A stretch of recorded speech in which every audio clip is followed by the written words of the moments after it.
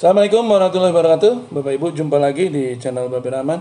Kali ini saya akan melanjutkan masalah yang ringan-ringan, tapi yang banyak Bapak Ibu yang belum paham, belum mengetahui. Jadi kita bicara tentang lelang. Lelang kelihatannya, kedengarannya seperti horor gitu ya, seperti hal yang sangat menakutkan.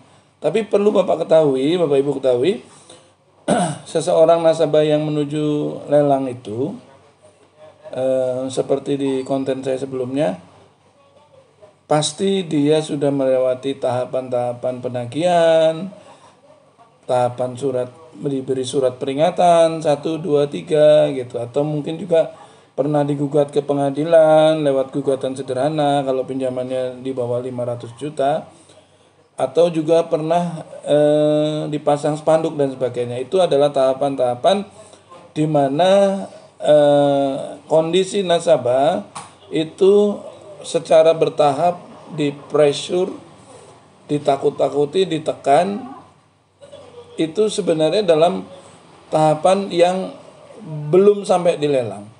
Jadi ditakut-takuti dengan dipasang spanduk, dikasih SP1, SP2, somasi, gugatan sederhana, atau mungkin dipanggil ke kejaksaan dan sebagainya. Itu sebenarnya bukan tahapan-tahapan menuju lelang, tapi tahapan-tahapan yang mungkin dilewati di awal-awal karena bank belum mengarah kepada lelang sebenarnya. Nah, bila kemudian semua upaya itu gagal, bila kemudian bank menganggap bahwa penyelesaian satu-satunya bisa diperoleh melalui upaya lelang, lah baru bank akan melakukan upaya lelang. Dan upaya lelang itu ada proses ya. Jadi kalau pinjamannya di bawah 1 miliar dan appraisal itu artinya penaksiran agunan itu sudah dilakukan 1 tahun yang lalu, atau mungkin gampangannya kredit Bapak Ibu macetnya udah lebih dari 1 tahun yang lalu, atau direalisasinya lebih dari 1 tahun yang lalu, maka ketika bank akan mengajukan lelang, dia harus melakukan appraisal ulang, penaksiran jaminan ulang. Karena syarat untuk pengajuan lelang itu appraisalnya maksimal umurnya 1 tahun. Jadi kalau appraisalnya sudah 2 tahun yang lalu atau mungkin lebih, maka harus dilakukan appraisal ulang. Dan bila jaminannya di atas 1 miliar, pinjamannya di atas 1 miliar, maka appraisalnya harus dilakukan oleh pihak ketiga. Pihak ketiga itu adalah eksternal, profesional yang mempunyai kemampuan untuk melakukan appraisal. Namanya KJPP, Kantor Jasa Penilaian Publik. Jadi bank yang akan menghubungi KJPP untuk melakukan appraisal berapa nilai taksiran jaminan terkininya gitu. Jadi kantor lelang juga nggak mau di kemudian hari disalahkan karena melakukan pelelangan menggunakan nilai taksiran yang sudah out of date, artinya sudah lampau.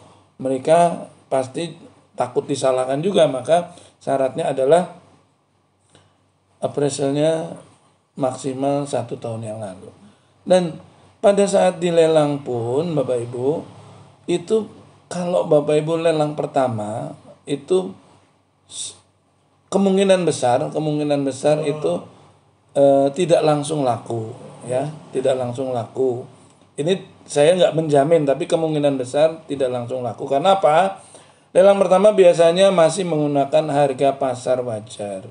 Itu. Jadi yang namanya tahapan lelang tuh, lelang pertama biasanya pakai harga pasar wajar, mendekati harga pasar wajar. Nanti kalau nggak laku, maka lelang kedua diturunkan. Lelang ketiga diturunkan lagi. Lelang berikutnya diturunkan sampai harga limit terendah. Walaupun sebenarnya bank boleh melakukan lelang langsung pakai harga limit terendah, boleh saja gitu, nggak ada larangan. Tapi biasanya nggak seperti itu. Mereka juga menggunakan etika, menggunakan sesuatu yang wajar, yang normatif. Jadi mereka akan menggunakan harga pasar wajar yang saat itu berlaku. Jadi lelang pertama kemungkinan besar dan sering saya jumpai tidak langsung laku. Kecuali nilai jaminannya marketable. Jaminannya marketable itu artinya mudah dijual karena lokasinya strategis, karena lokasinya di pusat keramaian, di pusat bisnis, dan berpeluang bila diambil itu bisa mendapatkan keuntungan kalau dijual lagi. Atau dengan lelangan biasanya orang tertarik itu kalau harganya di bawah harga pasar gitu. Nah, yang kedua yang Bapak Ibu perlu ketahui agar tidak menjadi horor sekali, yang namanya lelang itu peserta lelang, orang ditawari lelang atau orang yang tahu di website ada lelang tentang aset tertentu, dia juga akan memperhitungkan Bapak Ibu. Memperhitungkan apakah kalau saya memenangkan lelang ini saya tidak menghadapi kendala dalam menguasai aset tersebut. Kan orang bisa menang lelang tapi dia nggak bisa menguasai gitu. Karena ada perlawanan dari pemiliknya, dari debiturnya, atau dari orang yang menempati aset tersebut. Jadi yang namanya lelang itu kalau seseorang ditawarin oleh bank atau mungkin dia lewat website gitu, dia lihat, dia akan analisa. Kadang dia datang ke lokasi, dia datangi pemilik rumahnya, dia analisa, Pak ini rumahnya mau dilelang ya, gitu. Ada yang seperti itu tanya gitu. Terus misalnya yang nerima misalnya, iya saya nggak bisa bayar, saya begini. Bisa jadi calon peserta lelang yang tadinya sudah tertarik, udah minat, lihat misalnya, oh ternyata yang di situ hanya seorang janda, kemudian anaknya masih kecil-kecil, hidup dari cuman jualan jajanan misalnya gitu ya, terus timbul rasa iba, akhirnya nggak jadi. Atau mungkin juga yang didatangi pemilik rumahnya tuh temperamen gitu. Pada saat orang survei mau ikut lelang, ketuk-ketuk pintu, dibukain pintu terus bilang, apa kamu mau ikut lelang? Nih saya sediain golok buat kamu, misalnya seperti itu. Jadi banyak hal yang menjadi pertimbangan seseorang untuk mengikuti proses lelang gitu. Makanya kenapa di lelang itu nggak langsung laku itu karena apa? Mungkin pesertanya mempertimbangkan faktor-faktor eksternal, faktor-faktor pasca dia dapatkan lelang gitu.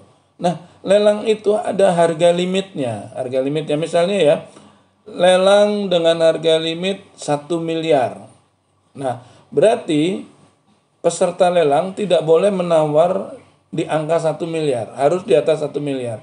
Mungkin 1 miliar 100 ribu, atau mungkin 1 miliar 1 juta rupiah. Boleh, itu yang penting di atas itu. Harga limitnya tidak boleh disentuh, harus di atasnya itu. Kemudian, kalau pesertanya banyak, yang minat banyak karena lokasinya strategis, maka yang akan memenangkan lelang itu yang menawar tertinggi. Misalnya ada yang menawar 1 miliar 1 juta rupiah, ada yang menawar 1 miliar 100 ribu, ada yang menawar 1 miliar 100 juta rupiah. Maka otomatis pemenang lelang akan jatuh kepada penawar tertinggi. Dan masing-masing peserta lelang itu tidak saling tahu siapa yang nawar, yang ikut siapa, nawarnya berapa, nggak tahu. Akan tahu pada saat di ruangan, saat lelang itu akan dibuka gitu ya. Jadi Bapak Ibu yang saat ini sudah terancam bilang, nggak perlu khawatir sekali. Yang penting saat ini Bapak Ibu siapkan pelunasan kalau itu tidak dalam posisi artinya kalau itu lelang pertama, siapkan pelunasan melalui jual aset yang lain. Hindari terlelang. Kalau Bapak Ibu punya uang, bisa dapatkan uang misalnya 20%, 30%, datangi bank, tolong jangan dilelang. Ini saya setor 30%, kurangannya 1 bulan lagi. Insya Allah bisa. Kayak gitu ya, semoga bermanfaat. Terima kasih. Assalamualaikum warahmatullahi wabarakatuh.